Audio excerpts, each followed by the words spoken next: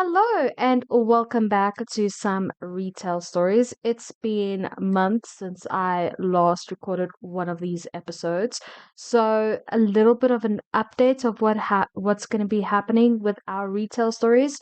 Mondays I'll be doing the most recent retail stories, and then Tuesdays I'll go back to where I left off with the retail stories. And don't worry, you guys are still getting 5 retail stories a week. And this week we've got Lady tries to claim free fruits for kids. We have met the avatar of Suburban Despair last week. Customer tries to call corporate over a piece of candy. This happened years ago, but I still think about it a lot. And last but not least, a lady came in wanting to buy something from a different store. Ooh. So those are the titles for this week. But before we get into the titles, of course, I have to advertise my merch. What do you guys think of my coffee hat? Isn't it I pretty? don't ever slow up, no I don't take shit. I got no love for the fakeness. If you wanna play tough and wanna hate this, I'll always show up. I don't ever slow up, no I don't take shit. I got no love for the fakeness. If you wanna play tough and wanna hate this, I'll always show up and make a statement. I don't ever slow up, no I don't take shit. I got no love for the fakeness. If you wanna play tough and wanna hate this, I'll always show. Moving on to our first story. Lady tries to claim a free fruits for kids promo that ended 5 years ago. Oh no. Okay, let's just go. Let's just go. I am a supervisor at a grocery store. Back in the day, and I mean way back, our company had a policy where children could get a free piece of fruit while parents shopped. However, because people kept taking advantage of it, that promotion was officially scrapped over 5 years ago. Eee. This lady walks in, grabs a banana off the shelf and hands it to her child. When she gets to the register, the cashier asks her to pay for it. She immediately gets defensive, claiming it's free for children. I stepped in to explain that the policy ended years ago. Her response was blaming us for not notifying her that the promo ended.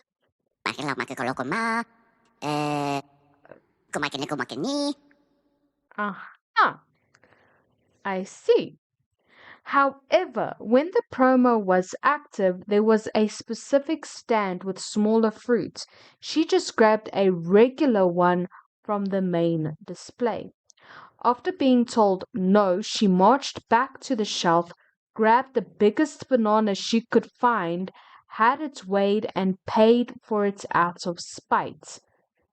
Thank you for your business. What? I'm sorry, what points is this customer trying to prove? We didn't even ask her to do that. We were fine chalking it up to a misunderstanding, but she just went away and did it.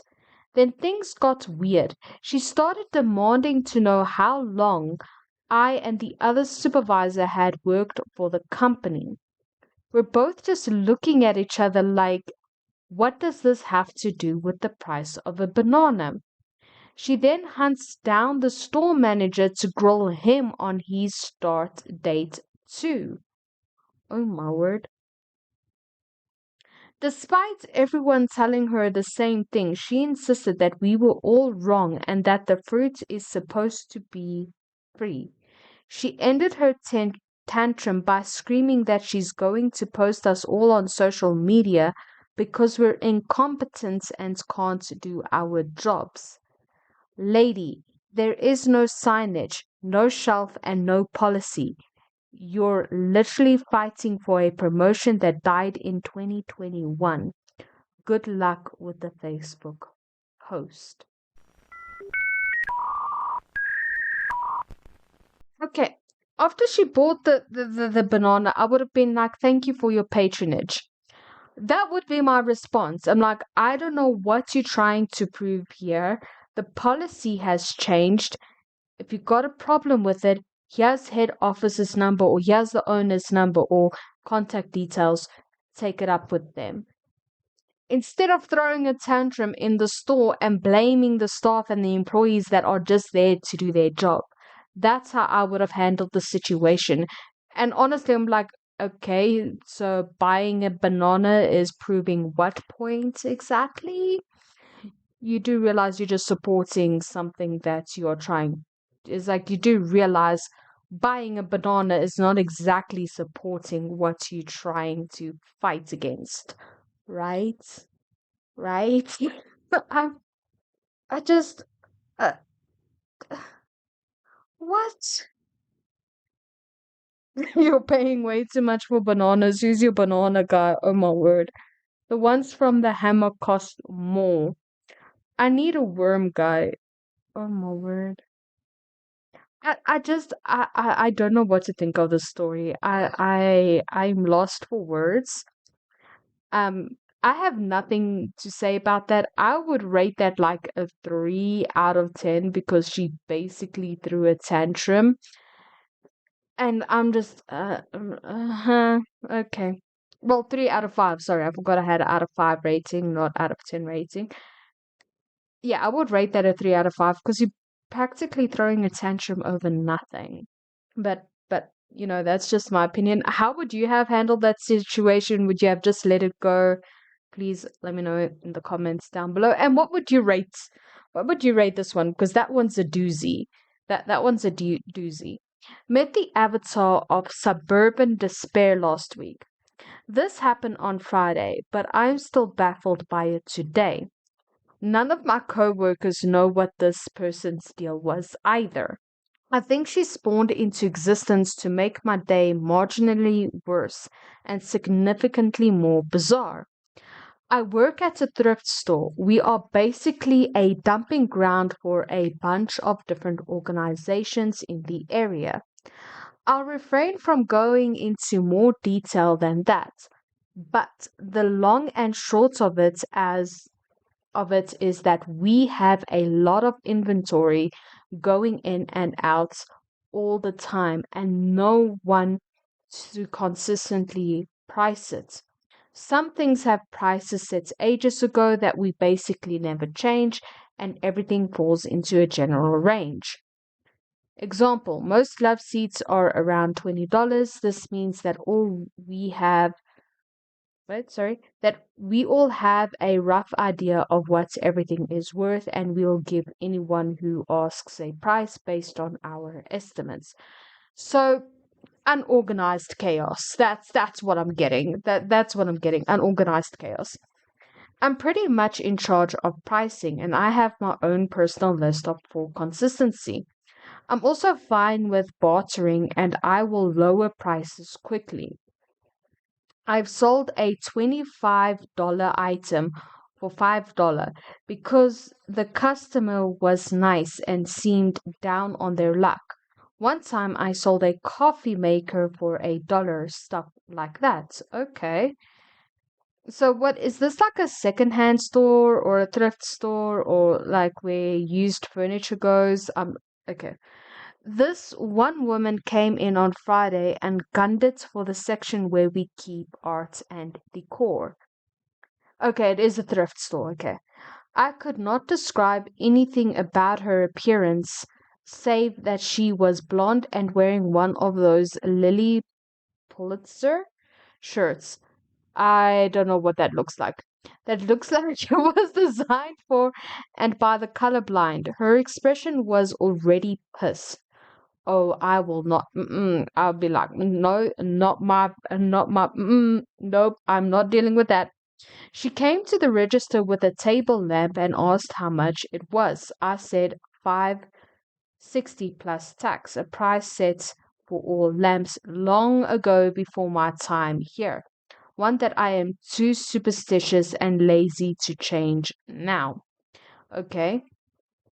She scoffed and loudly stated that someone sold her one for $1 less than that a month ago and that we needed to be more consistent with our prices.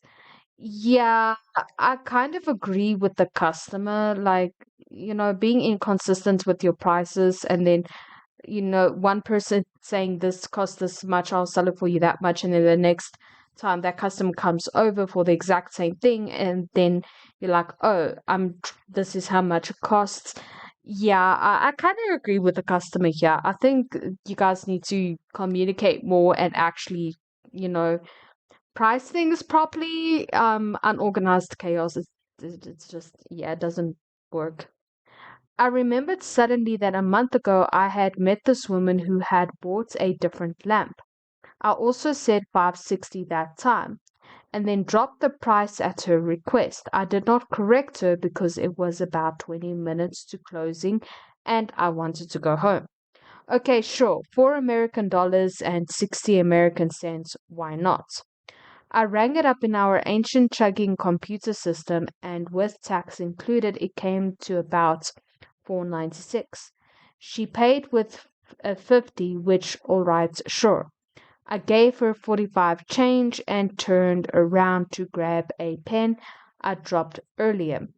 She counted it loudly, then said, "What the hell, you said 460."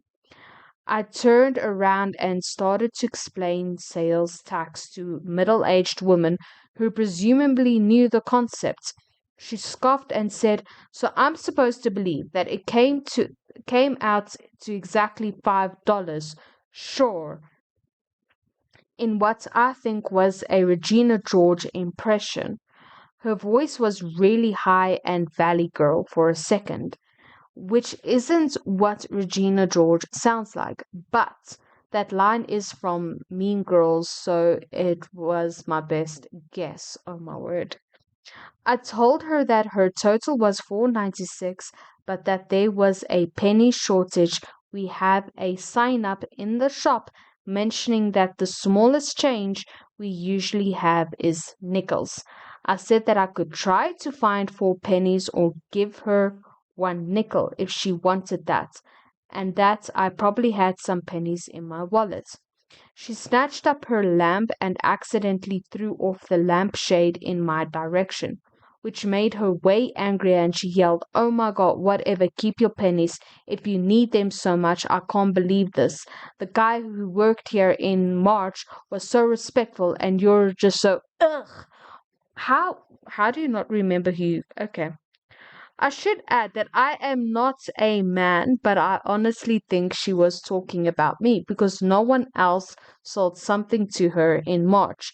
I work here full time. I'm not insulted because I'm pretty butch tomboy, but it was baffling detail nonetheless. I think she was about to tear into me again, but we were interrupted by the sound of a baby scream crying, like the way babies sound when they're on an airplane and they haven't pooped their ears or popped their ears or equalized the pressure yet. I started looking around in shock before she suddenly took her phone out and answered it.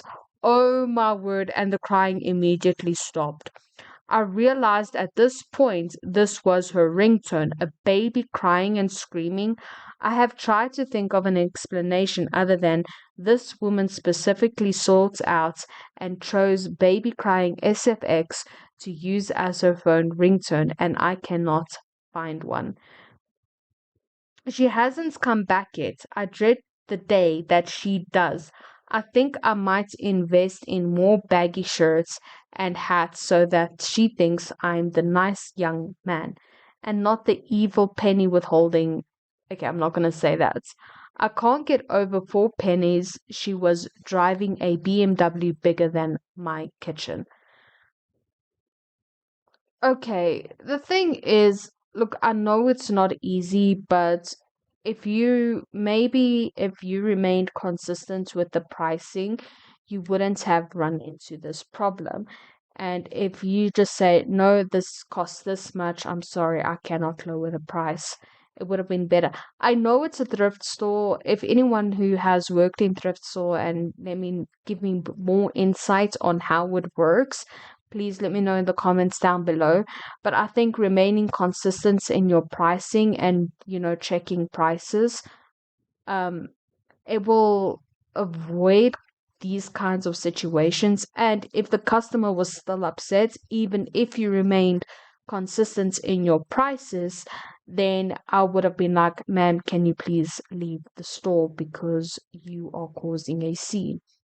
Like, honestly, I would find a way to either just get her out or refuse service to her because now the customer is being a problem. So I think that's how I would have handled the situation. I really think this lady was throwing a tantrum over nothing, and because of the inconsistency with prices, I do think I am going to rate this a I would say maybe a 2 or 3 out of 5, because a lot of this misunderstanding could have been avoided if there was just consistency. That's just my opinion. Let me know what you guys think in the comments down below. So, moving on to story number 3. Okay, customer tries to call corporates over a piece of candy. Uh, I already know the title for this video: customers throwing tantrums like toddlers, or adults. Yeah, adults throwing toddler tantrums. That is perfect. I need to write this down because I'm going to forget it. Where's my notebook? Normally my notebook is right next to me, and now it's not next to me. Dang it. Wait, I found it. I found it. I found it. I found it. I found it. Wait, let me write this down. La la la la la la la la la la la la la la la. Adults throwing toddler tantrums. Toddler tantrums. So that's the title of this particular episode. Okay, moving on to story number 3. I worked for a small time as a seasonal employee for Five Below around Christmas time. Ooh, Christmas. I received a bit of experience out of it. It was my first job, and it was something that I would recommend everyone go do if you are looking for your first job. Yeah, working part-time is a good idea for a first-time job, because then you kind of get to see what the working world actually looks like. A couple of days in, a lady came in with some sort of middle-aged mother figure. We'll call them EL and ED respectively. When I began to go through the process of telling her everything in that we're obligated to tell you, cash or card, would you like to donate to TFT, etc., she instead told me that she didn't need to hear it. 16-year-old me, okay, well, I'm supposed to tell you that, ma'am. ED, well, whatever you ask me, it's a no. At this point, another customer had entered the line right behind her as she continued checking out. Edie, go tell them gestures towards the customer about your job. I'm sure they want to hear all about it. What? Okay, I'm gonna have to read. A couple of days a lady with middle age will call him EL and ED respectively. When I began to go through the process of telling her everything that we're obligated to look, cash or card, or would you like to donate to TFT, etc. Oh, okay. I watched her walk out the door. A couple minutes later, my supervisor came to me and told me it's a shame I had to deal with that on only my second day of working there. About a week later, EL comes in and makes a beeline for the register with a small piece of candy. A banana Laffy Taffy. I ask her what she needs. EL, I want to exchange this for something. Now, for anyone who doesn't know, Five Below employees have a set of guidelines for what customers can and can't exchange.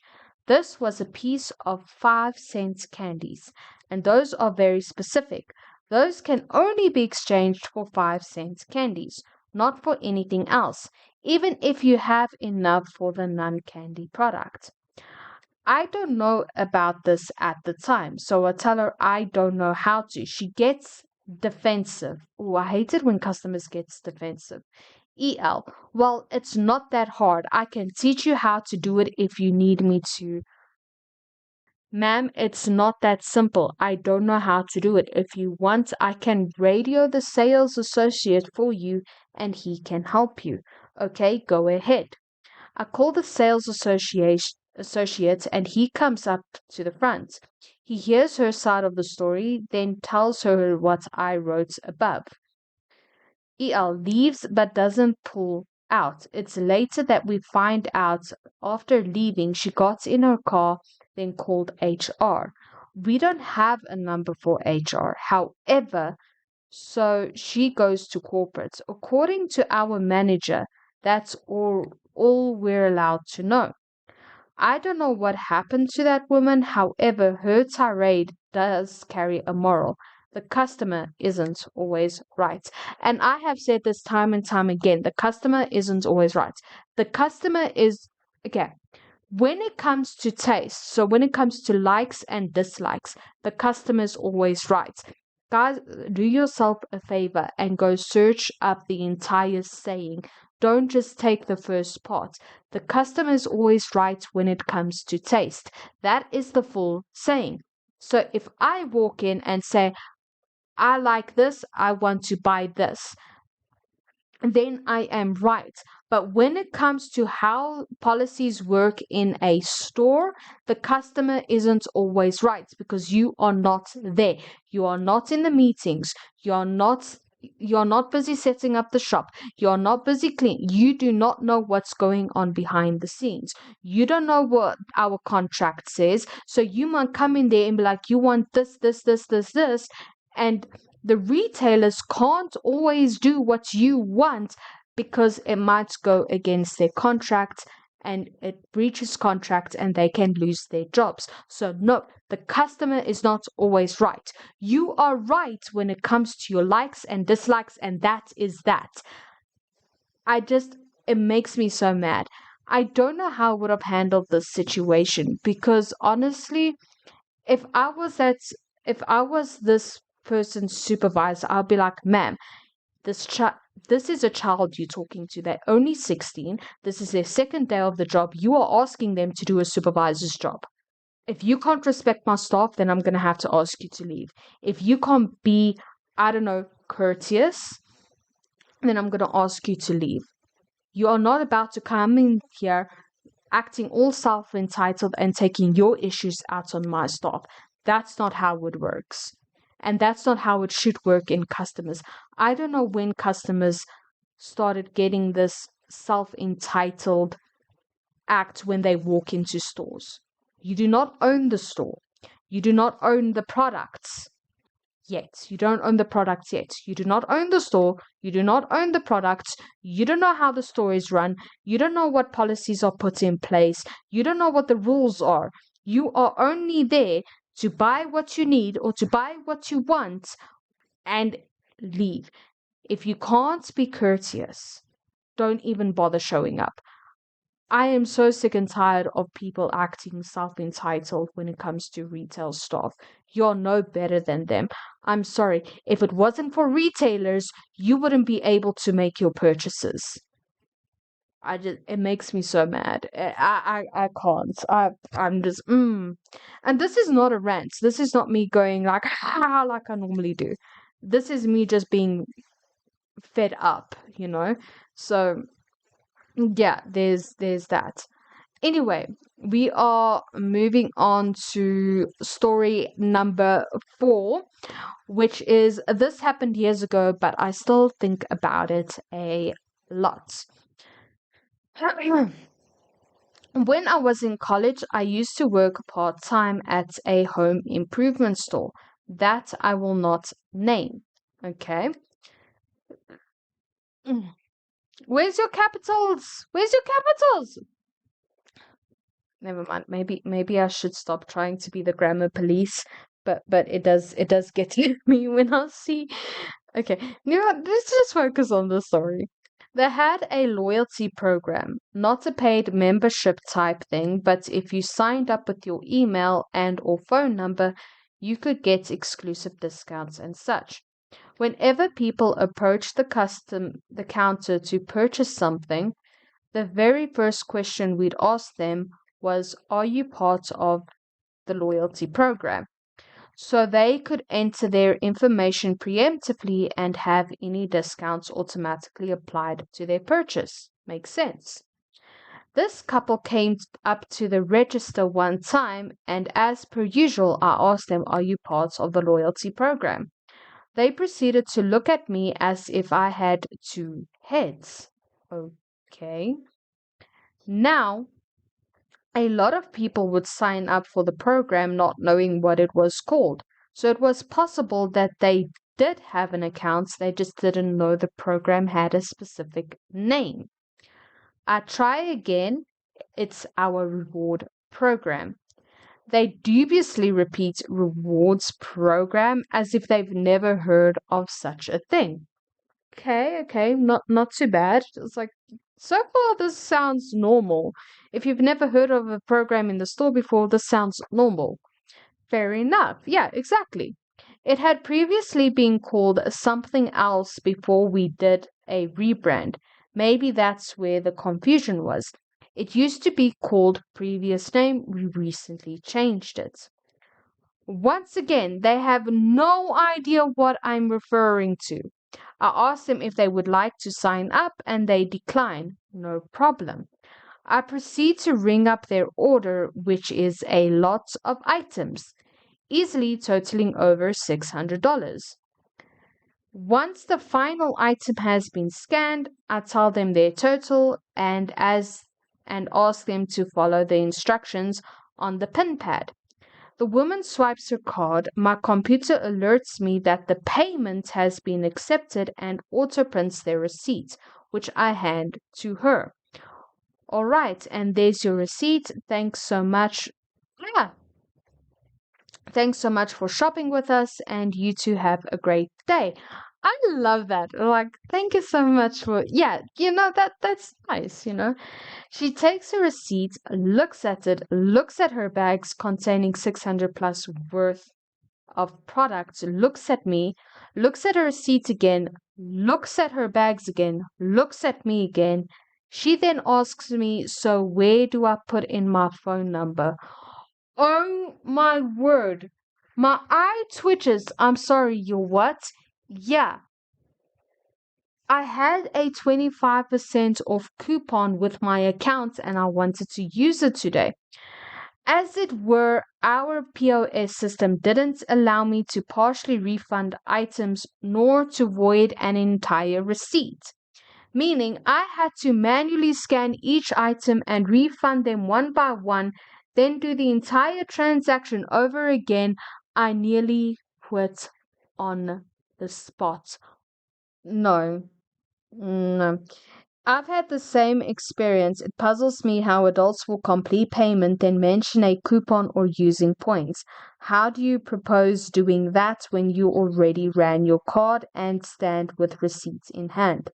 They often seem irritated that a return repurchase must be done to use their coupon or points. That's too much work. I agree. Goodbye. Honestly, okay, that would have been one of my responses. My other reaction would have been like, or the other way I would have handled them like, "Ma'am, you already purchased it. I cannot refund you right now. If I refund you, I'm gonna have to put everything through again. We're gonna have to do the purchase all over again. I'm gonna have to refund you the amount just so I can put the discount through. I asked you before purchasing if you have any discounts or any coupons or if you were part of a program. I have asked you. I tried explaining it to you and you looked at me as if I was speaking alien to you. You can use your coupon on your next purchase, or I can get somebody in to redo the purchase for you." Honestly, that I think that would be the best way of me handling the situation. Or I'll be like, "Ma'am, just hold on, let me get my supervisor." I would have gone to my supervisor, explained the situation to them, and said, "I cannot, because if I say anything, if I have to redo this entire thing, I'm gonna say or do something that's gonna get me into trouble." That's how angry I am right now. I need a couple of minutes to cool down before dealing with anyone right now. That's honestly, that would be my response to this. And just because of how frustrated the story makes me, I'm rating this like a 4 out of 5. I know this is like not an emergency situation, but it is frustrating when customers don't listen and you ask them over and over and over again. And then after you've done the purchase, then all of a sudden they understand. I, no, no, I would have walked away. I would have walked away. That's a walk away out of 5. There we go. That's a walk away out of 5. And then a last story for the day is a lady came in wanting to buy something from a different store.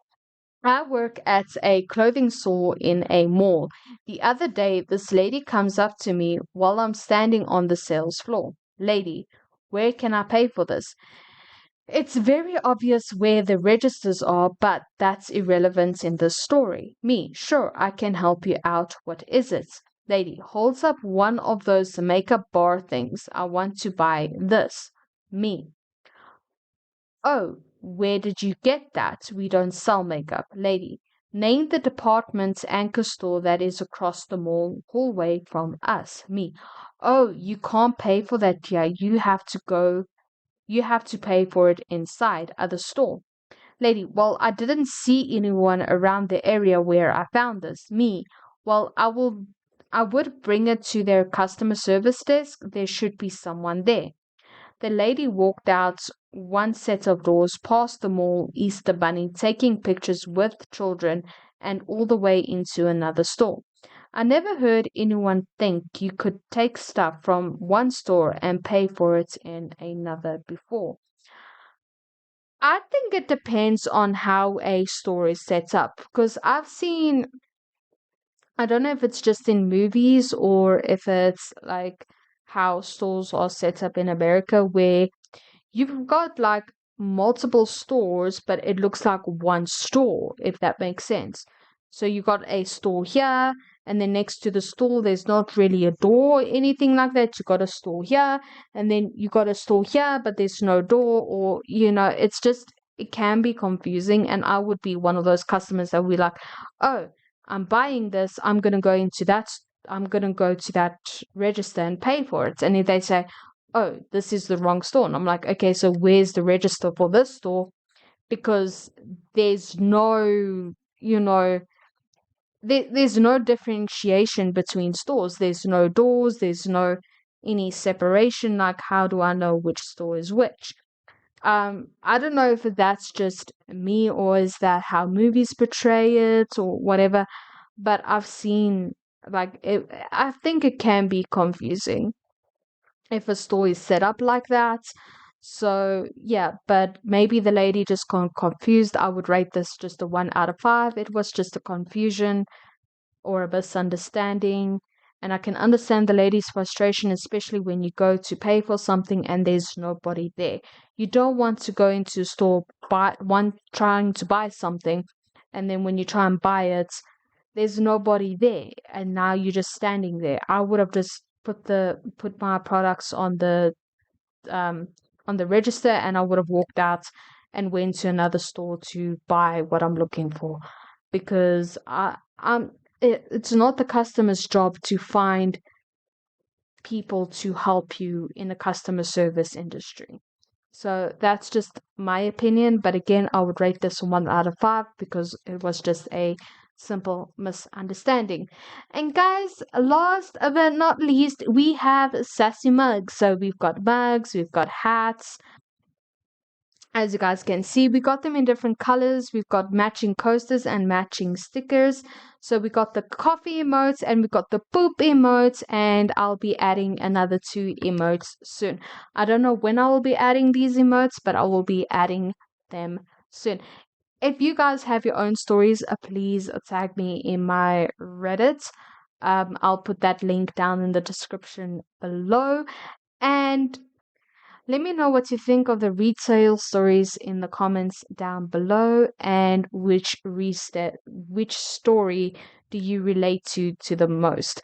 So yeah, I look forward to your comments, and if you like this kind of content, don't forget to like, comment, and subscribe. With that being said, I'm gonna go ahead and say bye. I don't have tracking yet. Okay, I don't have tracking yet.